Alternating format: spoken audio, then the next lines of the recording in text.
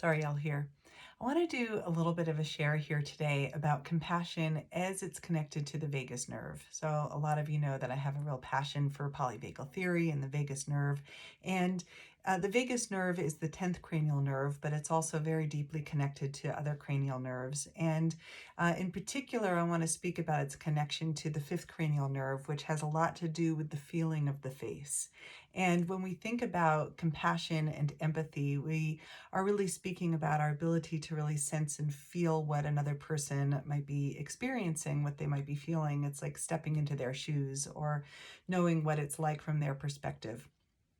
And the vagus nerve and its connection to the 5th cranial nerve is important here because we get the feeling in ourselves as we are mirroring and attuning to another person. And so our face is going to give us feedback when we look and we gaze and we see their sadness and we send that feeling of compassion back.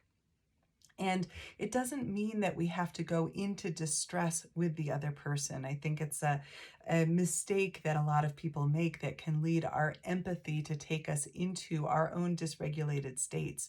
So we want to be able to really stay separate and yet connected. We want to be able to know self and what is true over here, even as we attune and are sensitive and offer a caring response to somebody else's distress. But very often, it's that first experience of the way that our facial expressions change, which give us the feeling of the face of another person.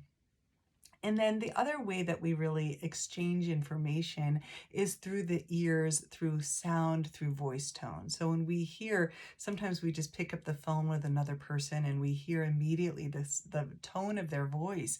And we say, what's wrong? Tell me what's happening with you. And so we get information or feedback about what is it like to be them by how we feel as we hear the sound of the voice. And then, of course, we have that combined sometimes with the visual cues, and it all gives us a kind of felt experience of what it is like to be them. So again, from a perspective of empathy, we want to hold that it's not interchangeable with compassion, that empathy sometimes involves feeling somebody else's pain or the negative emotion.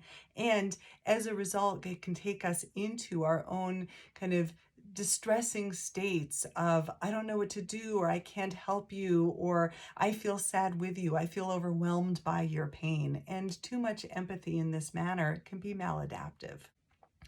Compassion, on the other hand, allows us to actually connect into our social nervous system, our social engagement system, allows us to really ground into our own breath, our own spine, feeling the connection to the belly, feeling a deep connection to the heart and a sense of inner calm.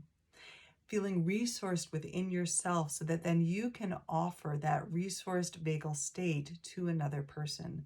In that case, we can be with their distress, be with their pain without trying to fix it, without becoming anxious by it. And then we can become the conscious co-regulator, someone that can kind of offer and mirror what is it like? How do I take care of myself when I feel that kind of distress?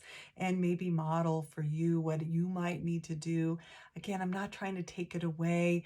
I can offer that capacious ability to be with what you're feeling without trying to fix it. And as a result, very often what happens is there's this deep sense of ease, of, it's okay to be me here. Very often we have experiences learned, maybe in childhood, maybe in relationships, in which we got the message that we were too much or that other people couldn't handle our distress. And so these co-regulated, compassionate exchanges become opportunities for new learning, that I can really be me in relationship to another person, that my distress isn't overwhelming for them, and therefore maybe it's less scary for me. Ultimately, these experiences of being accepted and co-regulated or shared experience in a positive manner with another person helps us to internalize that and to develop greater self-compassion, where we can be with ourselves, our own distress in more loving manners. So when we think of self-compassion, it's really about that ability to love and accept yourself just as you are. Sometimes we have blocks to that self-compassion. Maybe we feel that we don't deserve it, we're unworthy. Maybe we struggle with giving that to ourselves. And so there's some little ways that we can work with that when that occurs. One would be that if you think of somebody else who's suffering in a similar way, what might you say or offer to them? Help that kind of evoke that sense of care, and then can you turn that back in towards yourself?